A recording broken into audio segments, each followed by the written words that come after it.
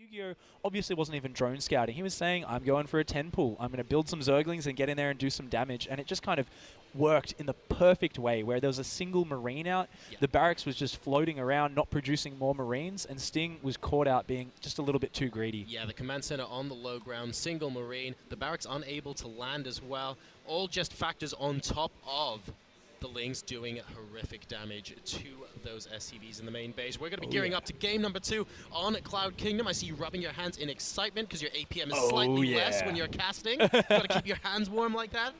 So guys, we're going to be going straight into this game. It is loading up right now. I am Jarosar casting here with TT Esports Pig. Let's get into the game. And spawning on Cloud Kingdom in the bottom left-hand corner, ladies and gentlemen, showing us some very impressive play, very solid middle game, denying his opponent any aggression following up from his 10 pull. Let's see what he does in game number 2. It is Yugioh. His opponent in the top right-hand corner, a recent signing from Western Wolves, an incredibly strong Korean Terran player, getting caught off guard in game number 1, trying to make his way back, taking a few risks, but unable to make it pay off. Can he bring the series back to level pegging? We have Sting.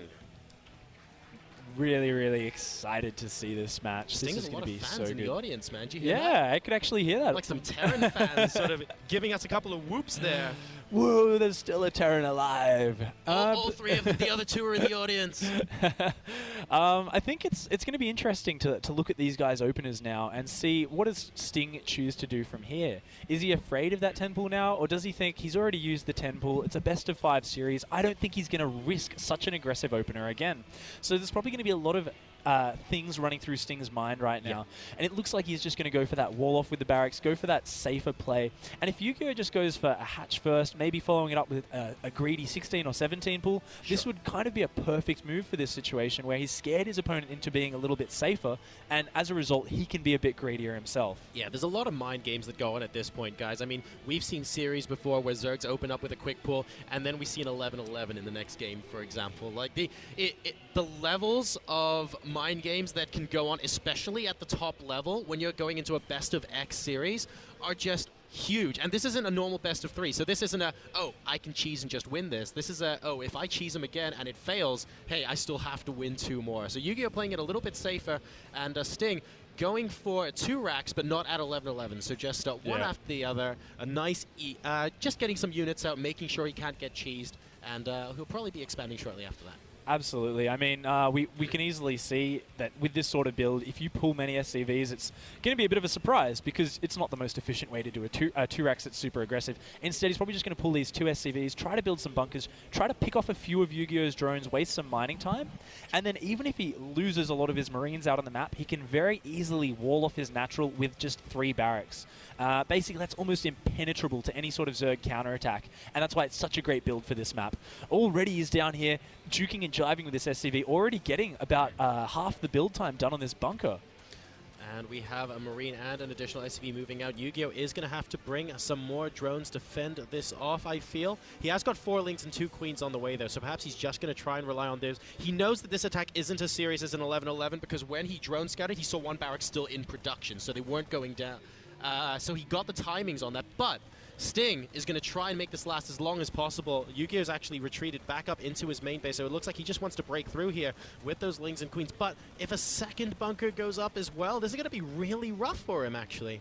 Yeah, I mean, Yugioh's chosen to do this option where he's saying, I'm not going to contest the initial bunkers. He's saying, you know what, 9 times out of 10, if the Terran's controlling really well, he's going to be able to just juke and jive, pull his Marines back, not get surrounded by my drones, and I'm going to lose too much mining time. So instead, he's going for this fast Ling speed. He's leaving 3 drones on gas, so he will be able to make a Baneling nest, and he will be able to absolutely crush these bunkers when that all finishes. But the problem is his hatchery is always down to 1/3, already down to 1/3 life. He's already going to lose that hatchery almost for certain now. And even if he breaks this, his counterattack may not reach the natural of Sting before his barracks wall it off. This is actually surprising. Yugioh is just allowing... Sting has 3 bunkers up right now. I don't even think Sting was expecting this. He was like, oh, you're just going to let me do this then? Well, okay, I will take that with open arms. And the Broodlings, which sometimes you see Zergs attack with, of course, you go, well, that when the Broodlings pop, I'm going to try and break out of there. I don't think he can right now with 3 bunkers up. All of a sudden, Sting is looking like he has a bit of a chokehold on this. He started his expansion as well, and as long as he doesn't lose absolutely everything here for free, or, you know, or similar to that, he's just going to be able to get his expansion up. The hatch is down. Yes, he'll get out of here with Banelings, but it's going to be tough. What can he do? Yeah. It's a really hard situation. You basically just hit the nail on the head there. And Sting isn't doing the super greedy thing, which you might see from someone like Marine King and not walling off at home. He's got the 3 barracks wall down. He's ready for any sort of counterattack. And these Banelings, I mean, they're going to be effective against the clumped up bunkers, but Sting has fantastic micro at popping Marines in and out of bunkers. So a lot of these Banelings are going to have to be wasted breaking this contain. Here he goes now. Will he be able to break through? Oh, and the Banelings were targeted down. There's a lot of splash damage there. 2 out of 3 of the bunkers go down. The Marines are being surrounded. The last bunker's at about 50% health. And yes, Yugioh is going to be able to smash through here. He will get control of his natural again. Nice positioning on the Marines, trying to maximize every little bit of value from that. And the hatch immediately goes back down. But let's go back to when this started. I mean, we mentioned that Yugioh, of course, saw this wasn't an 11-11. So he was taking it easy just a little bit. But I felt he still had to get rid of the initial SCV. Absolutely. Because if the first bunker didn't go down, then he could probably just kept that hatch and just waited for the queens in the first 4 or 6 lings. And if the Marines start streaming in 2x2, you just pick them off as they come, right? Exactly. I think that was a bit of faulty decision-making on Yugioh's part to let that go up. Maybe, I mean, I'm going to check his scouting. His initial scouting, he definitely saw both barracks. Yes, he did, definitely knew exactly what was going down. I guess he just felt like maybe he could do a counterattack running by the bunkers, but then the bunkers pretty much almost walled off the entire natural, Yeah. and his Overlord spotted, oh wait, this is Cloud Kingdom, there's 3 barracks walling off at home, I can't run by. And I guess he just found himself in a bit of a hard spot, perhaps reacting not quite the way he wanted to under pressure. Well, he is compensating in a pretty good way here. He's immediately taking his 3rd base, but he sees that another pack of Marines is moving out from Sting. So Yugioh trying to get back in. He knows that that natural expansion, obviously, it got killed off. It wasn't mining for a very, very long time. He wanted those larvae to work with. He wanted those minerals as well. And he's going to have to defend this purely with Lings and Banelings. He now sees that the Marines are at the forward watchtower. At least these Lings have speed, and the Banelings on creep are a little bit faster. Let's see if Sting decides to go up the ramp. Sting being nice and safe here, going for the safe kill there on the Overlord. This is a really smart decision. He knows Yugioh has Banelings out, but Yugioh coming down to catch him. Nice split from Sting, but I think he's going to lose all these Marines. Really nice move from Yugioh here, getting all of those Marines and taking them down by surprise. Good stuff. Just trying to eliminate any potential aggression Sting has at the moment. And to be honest, the biggest reason why I think this is good is because Yugioh's busy trying to secure his 3rd. So if I swap my entire army for your entire army and we can both macro up, well, great, because I have another hatch and a queen popping along. I'm going to be pretty happy with that, and I get to spread my creep a little bit as well. So I don't think Sting was. I don't think Yugioh minded that at all. Yeah, no, absolutely. I think Sting did come out the worst for the wear after that. But I mean, overall, we are still seeing him with a 15 supply lead over Yugioh. Yeah. Yugioh is still in a very tough spot, but it's exactly what you said. He's got creep spreading out in multiple directions now. He's got the ability to build Zerglings and Banelings, and there's no stim on these Marines, so they can't really micro effectively against that.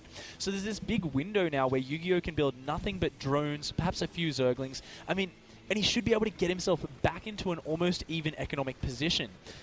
Oh, this is a really nice position from Sting. Some really aggressive push there and perfect pullback timing before the Banelings come down. Really, really nice. Yugioh getting the worst end of that.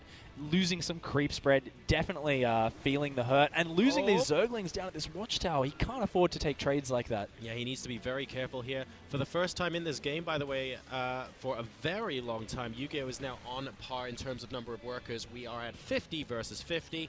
So he's going to slowly surpass that as well if he feels another round of drones is necessary, but he is getting some Lings to replace the ones that were just lost. We have got Stim and Siege Mode on the way for Sting, though, so a Marine tank timing push is going to be on the cards. Engineering Bay has already finished researching +1. Hasn't started that +1 armor just yet. Yeah. He's just going to be going with Stim and Siege. It looks like he's doing a similar build to the previous game. This is going to be super aggressive. This is, I mean, in any other situation where the Zerg was on more even footing, I'd say it's an all-in from Sting off 2 base. Because he's already got a second factory built, but he's not adding reactors on most of these barracks. He's steadily starting to do it now, but there's no reactor on the starport, there's no second eBay down. He's definitely building towards a very strong timing.